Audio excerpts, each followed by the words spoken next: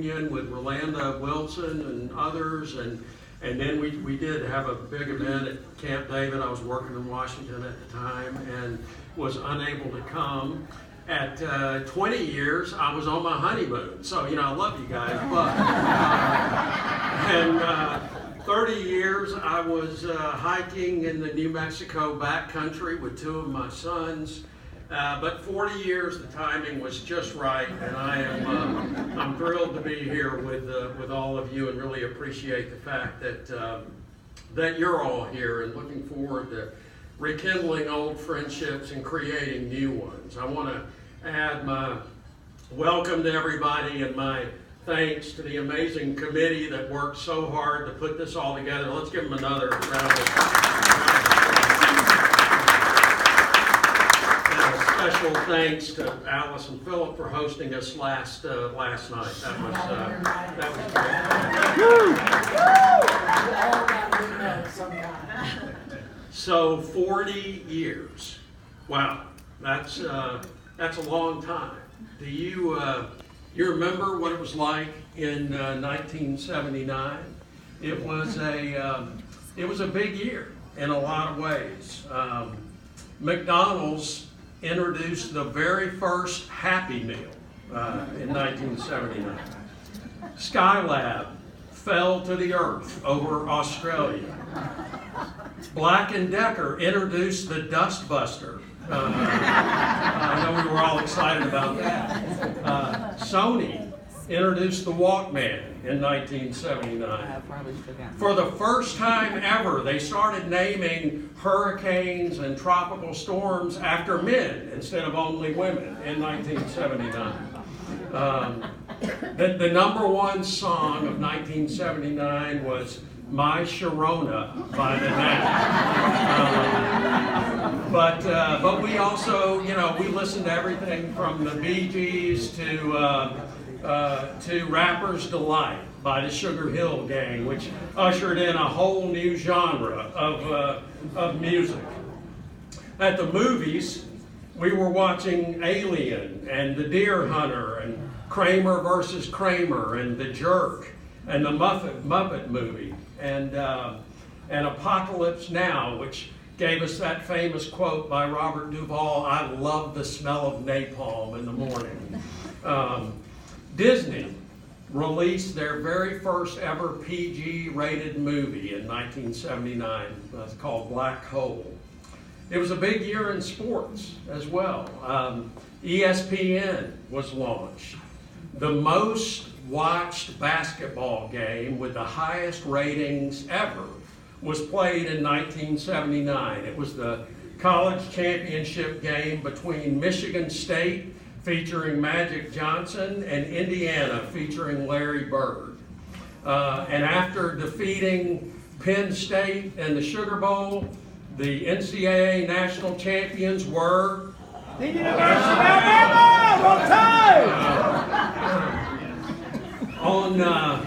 On TV, we were watching Three's Company and Dallas and MASH. Nickelodeon was launched, and This Old House debuted as the first home improvement show, paving the way for the 787 other home improvement shows that we enjoy today. Coca-Cola was telling us to have a Coke and a smile. AT&T was telling us to reach out and touch someone.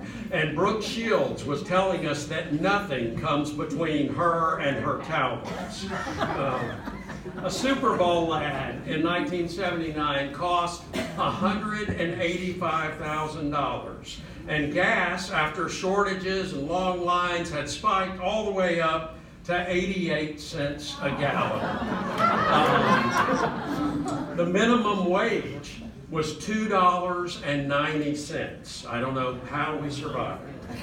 The Soviet Union invaded Afghanistan, and the Ayatollah Khomeini came into power in Iran, overthrew the Shah, and 52 Americans were taken hostage for over a year.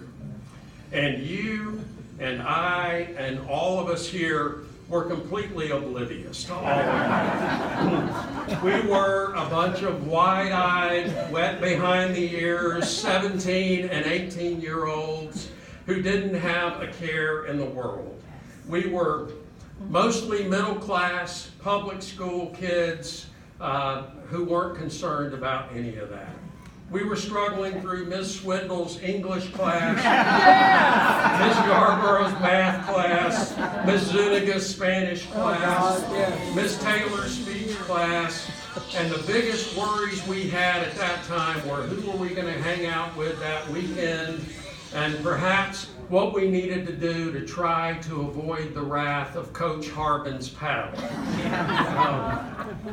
Life was so much simpler then, and we were often clueless about the bigger picture that was happening around us.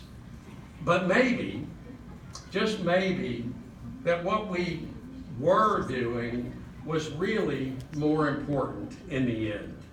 Because what we were really doing, without even realizing it, was we were building relationships, we were forging friendships, and creating memories that were the foundation for all that we have become. When we were running the bases or down the sidelines or around the track or marching on the field with the band or acting crazy in pep rallies, we were making memories. When we decorated homecoming floats, traveled to away games and debate tournaments, acted in school plays, hung out in the smoking area, rolled yards or partied at the quarry or put the big boy statue on the roof, or planned Sugar Bowl parties. We were making memories. And we were gaining an education that has served us well for 40 years and continues to serve us well. And we owe a debt of gratitude to our teachers and counselors. Thank you again to all of you. Thank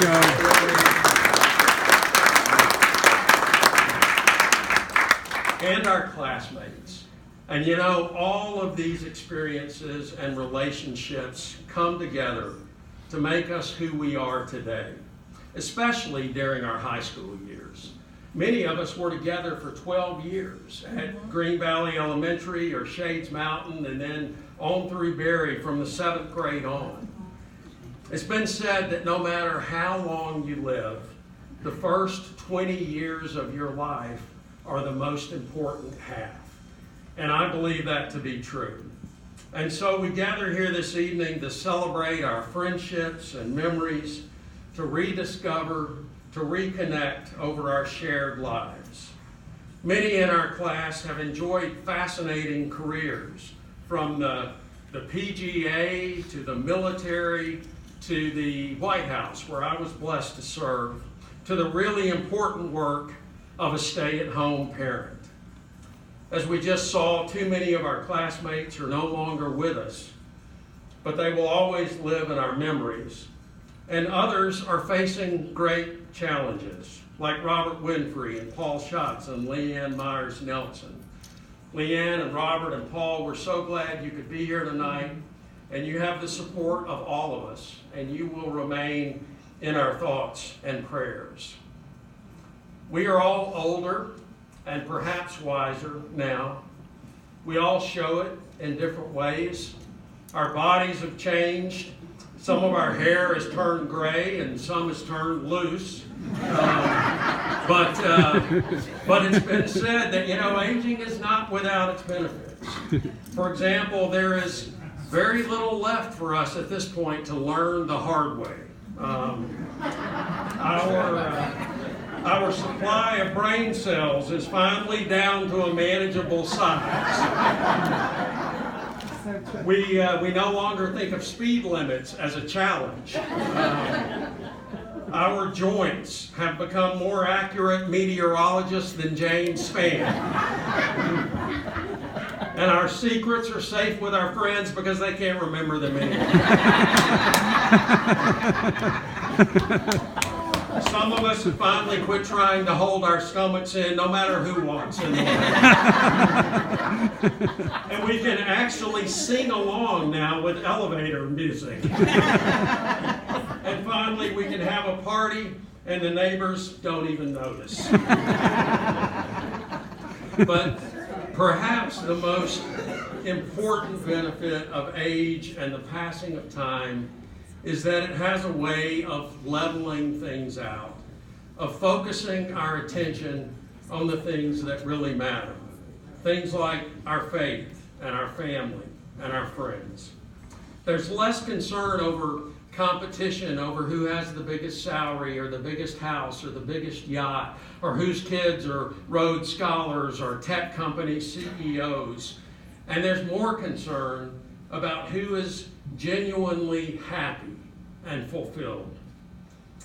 At our age, no one really remembers or cares about our grades or our awards or even our touchdowns. But we do remember simple acts of kindness. We remember what kind of person you were. And the most important thing is, what kind of person are you? What have you become from our shared foundation? And I believe that's where the class of 1979 really shines. We've always been a class that cares, a class that leads and serves and gives back to our community in so many different ways. And as we grow older, these characteristics, this heritage from our shared experiences and friendships only grows stronger.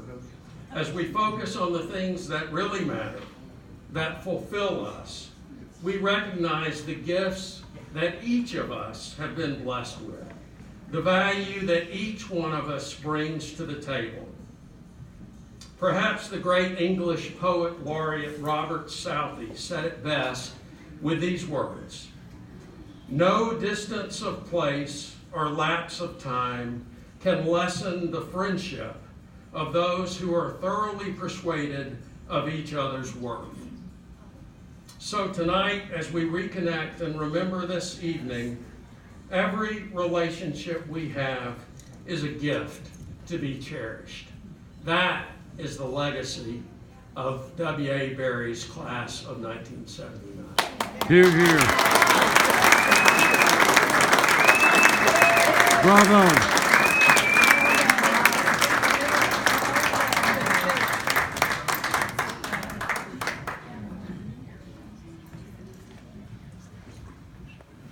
Now you remember why we elected him class president.